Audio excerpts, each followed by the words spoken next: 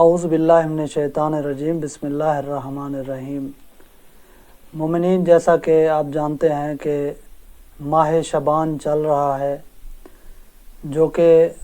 باعظمت اور بافضیلت مہینہ ہے، اور اس مہینے کی جو فضیلت ہے وہ باقی تمام مہینوں سے بہتر ہے، یعنی اس کی فضیلت زیادہ ہے۔ جیسا کہ اس مہینے میں ہر مہینے کے اپنے اعمال ہوتے ہیں، لیکن اس مہینے کے جو اعمال ہیں وہ اپنی جگہ یعنی ایک اپنی خوبیاں رکھتے ہیں اور بافضیلت اور بابرکت اعمال ہیں اس مہینے میں۔ اور ہم چاہتے ہیں کہ مولانا صاحب سے اس مہینے کی جو فضیلت ہے وہ ہم سنیں تاکہ مومنین اس کی برکت سے فیض یاب ہو سکیں۔ قبلہ السلام علیکم ورحمۃ اللہ وبرکاتہ۔ وعلیکم السلام ورحمۃ اللہ وبرکاتہ۔ قبلہ، ہم چاہتے ہیں کہ آپ یعنی کچھ سوالوں کے جوابوں کے ذریعے آپ مومنین تک یہ پیغام پہنچائیں کہ اس ماہ کی فضیلت کتنی ہے۔ تو ہم جو سوالات ہم سے پوچھے جاتے ہیں، مومنین پوچھتے ہیں، تو ہم انہی کو دہراتے ہوئے آپ سے وہی سوال کریں گے اور آپ نے ان کو جامع جواب دینے ہیں تاکہ وہ اس سے فیض یاب ہو سکیں۔ سب سے پہلا سوال جو ہمارا ہے کہ وہ یہ ہے کہ یہ ماہ شعبان جو ہے یہ کس ہستی سے منسوب ہے؟ بسم اللہ الرحمن الرحیم۔ سب سے پہلے میں شکر گزار ہوں آپ کا کہ آپ نے علم کو پھیلانے کا ذریعہ بنے آپ۔ جی، ماہ شعبان ایک ایسا مہینہ ہے کہ بہت ہی فضیلت، بہت ہی برکت روایات میں اس کے بارے میں بیان ہوئی ہے۔ حدیث مبارک میں ہے کہ رجب و شہر اللہ، شعبان شہری، رمضان و شہر امتی، کہ جو رجب کا مہینہ ہے یہ اللہ کا مہینہ ہے۔ ماہ شعبان رسول خدا صلی اللہ علیہ وآلہ وسلم فرماتے ہیں کہ یہ میرا مہینہ ہے، اور ماہ رمضان یہ میری امت کا مہینہ ہے۔ ممکن ہے کہ یہ جو احادیث میں بیان کیا گیا ہے کہ ماہ شعبان کو رسول خدا نے اپنی طرف نسبت کیوں دی، ممکن ہے یہ سوال پیدا ہو۔ تو میں ایک عالم دین سے سن رہا تھا اور وہ جواب ممکن ہے اس طرح دیا جا سکے، کیونکہ ماہ شعبان میں جس طرح دوسرے معصومین کی ولادت بسعادت ہے، اسی طرح اس مہینے میں ایک شخصیت، ایک ہستی، باعظمت فضیلت والی ہستی جناب شہزادہ علی اکبر علیہ السلام کی بھی ولادت بسعادت ہے۔ چونکہ شہزادہ علی اکبر علیہ السلام کہتے ہیں، روایات میں یہ ملتا ہے کہ وہ شبیہ رسول خدا تھے، اپنی منطق میں، اپنی رفتار میں، اپنی گفتار میں۔ یعنی اس مہینے میں شہزادہ علی اکبر کی ولادت ہے، شہزادہ علی اکبر ہم شکل پیغمبر ہیں۔ ممکن ہے اسی وجہ سے رسول خدا نے اس مہینے کو اپنا مہینہ قرار دیا۔ لہٰذا روایات یہ کہتی ہیں کہ جو شعبان کا مہینہ ہے یہ رسول خدا صلی اللہ علیہ وآلہ وسلم سے منسوب ہے۔ قبلہ، ابھی جیسا کہ بہت سارے یعنی سوالات جس طرح مومنین کرتے ہیں کہ کافی جو باقی مہینے ہیں ان میں بھی بہت ساری مناسبتیں، ہر مہینے میں اپنی اپنی مناسبتیں ہوتی ہیں، لیکن ماہ شعبان میں کون کون سی ایسی مناسبتیں ہیں جن کو وضاحت کیا جائے تاکہ بیان کیا جائے تاکہ مومنین کو پتہ چل جائے اس بارے میں؟ دیکھیں، یہاں پہلے ایک نقطہ بیان کرنا چاہتا ہوں میں آپ کو۔ مناسبتوں میں سے کچھ مناسبتیں ایسی ہوتی ہیں کہ جو قطعی طور پہ ہوتی ہیں، کچھ مناسبتیں ایسی ہوتی ہیں کہ جن میں روایات کا اختلاف پایا جاتا ہے۔ مثلا خود اس ماہ کے پہلے ایام میں جناب زینب کبریٰ سلام اللہ علیہا عقیلہ بنی ہاشم کی ولادت بسعادت ہے، لیکن بعض روایات میں آپ علیہ السلام کی ولادت جمادی ثانی میں بھی ملتی ہے، جمادی الاول میں۔ لہٰذا ممکن ہے کہ جو مناسبتیں یہاں ذکر کی جائیں وہ بعض روایات میں موجود ہوں، لیکن بعض روایات میں اختلاف پایا جائے۔ لیکن ہم وہ مناسبتیں آپ کو بتاتے ہیں کہ جو زیادہ تر روایات میں ملتی ہیں۔ مثلاً سب سے پہلے آپ کو میں عرض کروں کہ ماہ شعبان ایک ایسا مہینہ ہے کہ جس میں کسی معصوم کی شہادت نہیں ہے۔ اسی طرح ماہ محرم ایسا مہینہ ہے کہ جس میں کسی معصوم کی ولادت نہیں، اور جن معصومین کی ولادت ماہ شعبان میں ہے، امام زمانہ عجل اللہ تعالی فرجہ شریف کے علاوہ، چونکہ وہ فقہ جعفریہ کے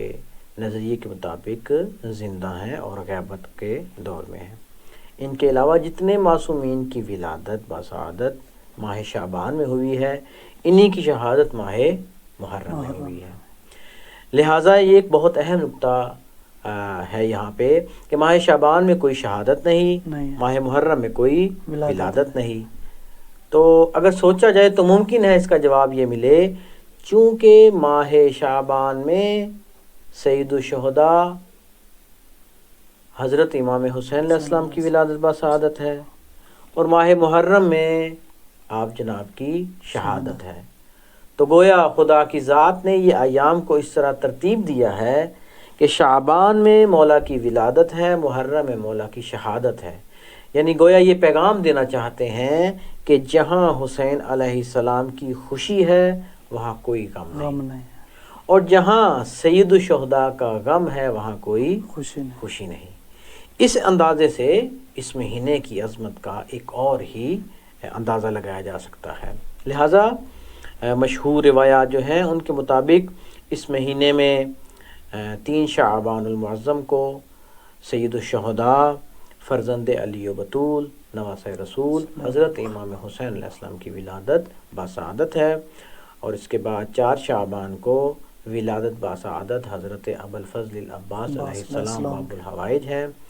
اور 5 شعبان المعظم کو روایات اگرچہ مختلف ہیں لیکن 5 شعبان المعظم کو بھی امام سجاد علیہ السلام کی ولادت بسعادت کو ذکر کیا گیا ہے۔ اسی طرح بعض روایات میں ماہ شعبان میں ہی ولادت بسعادت شہزادہ قاسم ابن الحسن اور ولادت بسعادت حضرت علی اکبر ہم شکل پیغمبر کی بھی ہے، اور اسی طرح 15 شعبان المعظم کو ہمارے آقا و مولا منجی عالم بشریت حضرت امام مہدی عجل اللہ تعالی فرجہ شریف کی ولادت بسعادت ہے۔ سبحان اللہ، ماشاء اللہ قبلہ۔ آگے جو ہے نا ایک اور سوال کیا جاتا ہے کہ باقی مہینوں کی نسبت ماہ شعبان کی خصوصیت کیا ہے؟ دیکھیے یہ بہت اہم سوال ہے، آپ ماشاءاللہ خود مستحضر ہیں اس چیز کی طرف کہ روایات میں یہ ہے کہ ماہ شعبان کا جو مہینہ ہے یہ مقدمہ ہے ماہ رمضان کے لیے، یعنی لوگوں کو چاہیے کہ ماہ شعبان میں اپنے آپ کو ماہ رمضان کے لیے تیار کریں۔ یہ ایک بہت اہم چیز ہے کہ ایک چیز مقدمہ سیڑھی بن رہی ہے کسی ایک اہم چیز کے لیے۔ ماہ شعبان کی ایک بہت اہم خصوصیت ہے کہ یہ ماہ شعبان جو ہے یہ بہت ہی عظیم، بہت ہی مغفرت والا جو مہینہ ہے اس کے لیے یہ مقدمہ بن رہا ہے، اور خود جو ماہ شعبان ہے ائمہ معصومین علیہم السلام کی ولادت بسعادت جو اس مہینے میں ہوئی ہے، خود یہ چیز بھی اس مہینے کی خصوصیت کا سبب بنتی ہے۔ بالخصوص ہمارے آقا و مولا کی منجی عالم بشریت جو پردہ غیبت میں ہیں اور جن کے فیوز و برکات سے ہم فائدہ حاصل کر رہے ہیں، ان کی ولادت بسعادت جو ہے وہ ہمارے لیے بہت ہی اہم طریقے سے مشعل راہ ہے، اور یہ چیز اس مہینے کی خصوصیت کا موجب بنتی ہے۔ ماشاءاللہ قبلہ۔ آگے دیکھیں مطلب جس طرح 12 مہینوں میں ہر مہینے میں اعمال ہوتے ہیں اور بلکہ ہر روز میں بھی اعمال ہوتے ہیں، لیکن ماہ شعبان باقی جس طرح مہینوں میں اعمال ہوتے ہیں، ماہ شعبان کے جو اعمال ہیں یقیناً بہت زیادہ اعمال ہیں، لیکن آپ تھوڑا مختصر طریقے سے بتا دیں تاکہ مومنین وہ جو مختصر اور جامع اعمال ہوں وہ پتہ چل جائے ان کو اور وہ ان کو انجام دیں۔ دیکھیں یہ جو سوال کیا آپ نے، سوال کا جواب تو مختصر ہونا چاہیے، لیکن ہمارے ملک عزیز پاکستان یا مثلا ہندوستان، بالخصوص ہمارے جو ملک میں آج کل کے حالات ہیں، ان کو مد نظر رکھتے ہوئے میں چاہتا ہوں تھوڑا سا اس کا جواب تفصیلی آپ کو دوں، ماشاءاللہ، تاکہ لوگ جو ہدایت کے طالب ہوتے ہیں ان کو ممکن ہے ہمارے اس کلام سے، ہمارے اس گفتگو سے، ہمارے اس بیان سے ممکن ہے کوئی بھی ہدایت حاصل کر سکے۔ دیکھیں، ماہ شعبان کا مہینہ چونکہ بہت اہم مہینہ ہے، سب سے پہلے میں عرض کروں کہ ہم نے جو اپنی رسومات، اپنے اعمال، اپنے کردار سے اس مہینے کو جو کیا ہوا ہے وہ انتہائی ناگفتوی ہے۔ سید الشہداء کی ولادت بسعادت پہ جو آج کل ہمارے علاقوں میں حالات ہیں، ڈھول کے حالات، بھنگڑوں کے حالات، قوالیوں کے حالات، یعنی اس طرح کی مخلوط محفلیں، مرد و عورت کی مخلوط محفلیں، بالخصوص جب 15 شعبان کی رات کو آقا و مولا کی ولادت بسعادت کی رات ہے، اس رات میں جو قصیدے پڑھے جاتے ہیں، منقبتیں پڑھی جاتی ہیں، ہاں جو منقبتیں ٹھیک ہیں ان کو یعنی کہ ہم نہیں کہتے وہ ٹھیک ہیں، شرط یہ ہے کہ وہ عقائدی لحاظ سے ٹھیک ہوں، لیکن باقی جو لوگ اس طرح کے عجیب قصیدے کہ جن سے واضح طور پہ شرکیہ جملے بیان کیے جاتے ہیں یا گمراہی کا خواہ ہوتا ہے، مثلا نعوذ باللہ، مثلا 13 رجب کو وہ ذاکر قصیدہ پڑھتا ہے، نعوذ باللہ نعوذ باللہ ثم نعوذ باللہ، خدا کی عبادت خدا کر رہا ہے، نعوذ باللہ من ذالک۔ دیکھیں اب یہ دیکھیں نا، یہ ایک ایسی چیز ہے کہ میرے آقا مولا امیر المومنین نے توحید کو بچاتے ہوئے اللہ کی راہ میں اپنی جان کا نذرانہ پیش کیا، لیکن ہم انہی ہستیوں کے ذریعے شرک پھیلا رہے ہیں۔ ابھی کچھ دن پہلے میں آقا مولا کی ولادت بسعادت کے موقع پہ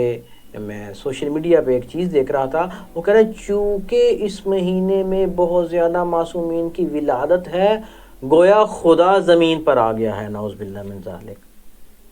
یعنی بجائے اس کے کہ ہم ان عظیم مہینوں سے فائدہ حاصل کرتے، ان ہستیوں سے استفادہ کرتے، ان کی تعلیمات سے کچھ سیکھتے، ہم نے انہی ہستیوں کے ذریعے لوگوں کو گمراہ کرنا شروع کر دیا۔ لہٰذا ہمیں چاہیے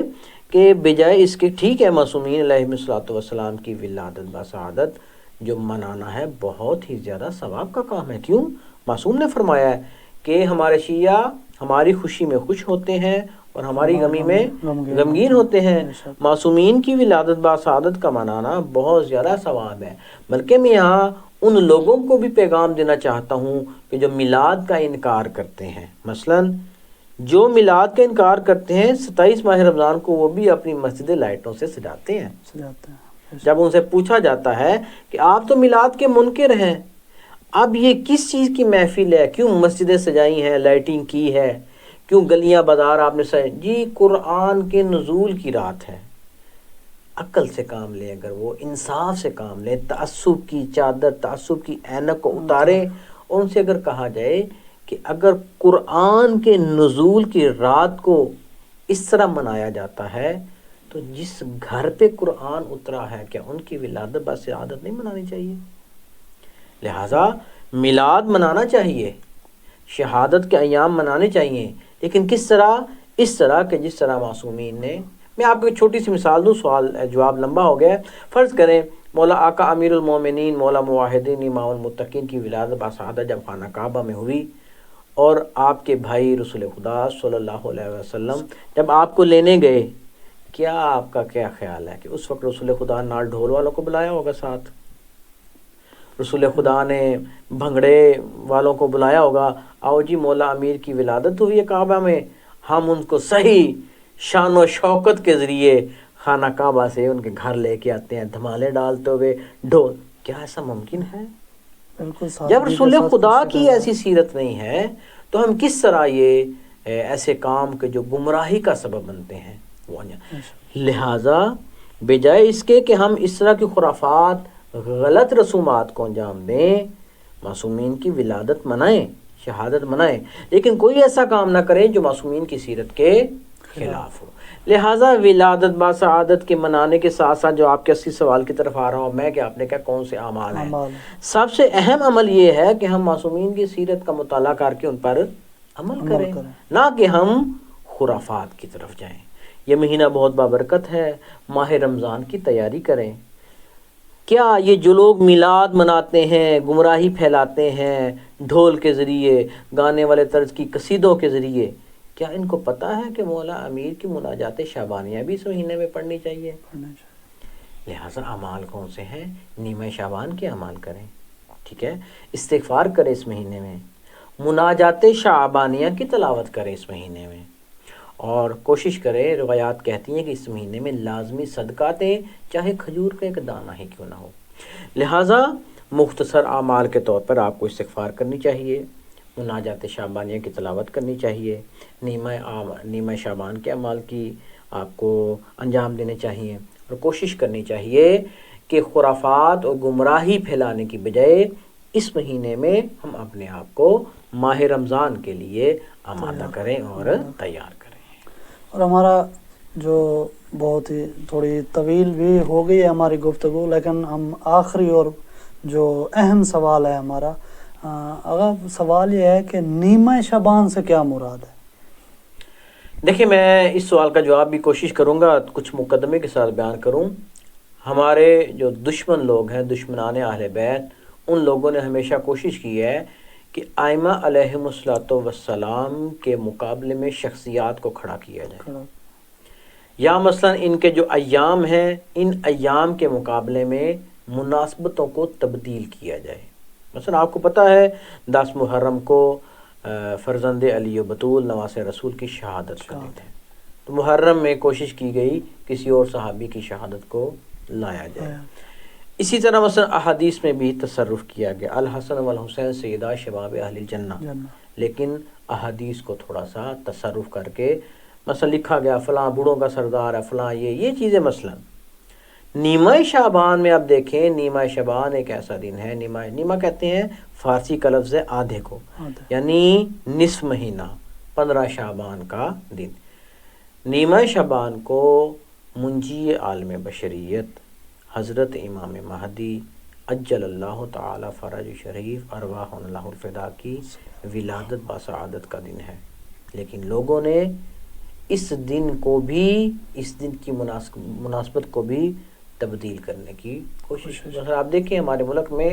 اس عراق شب برات کے اعتبار سے یاد کیا جاتا ہے، پٹاخے چلائے جاتے ہیں، مسجدیں سجائی جاتی ہیں، گلیاں لیکن کسی عنوان سے؟ امام مہدی کی ولادت کے عنوان سے نہیں، بلکہ مناسبت کو تبدیل کرنے کی کوشش کی گئی۔ اور یہ ایک بہت اہم چیز ہے، ہمیں چاہیے کہ ہم اپنے ان اہل سنت برادران کو بھی اس بات کا بتائیں۔ ٹھیک ہے، کچھ اختلاف موجود ہے، ہم کہتے ہیں ولادت باسعادت ہو چکی ہے، وہ کہتے ہیں کہ ولادت ہونی ہے، لیکن وہ بھی مانتے ہیں، ان میں سے بھی کچھ لوگ مانتے ہیں کہ ولادت ہو چکی ہے، اور یہ آخری رسول کی نسل مبارک سے ہیں، اور یہ جب آئیں گے دنیا کو عدل و انصاف سے پر کر دیں گے۔ لہٰذا نیمہ شعبان جو ہے حقیقت میں ایک ایسا دن ہے کہ رہبر معظم کے مطابق یہ دن مظلوموں کی امید کا دن ہے،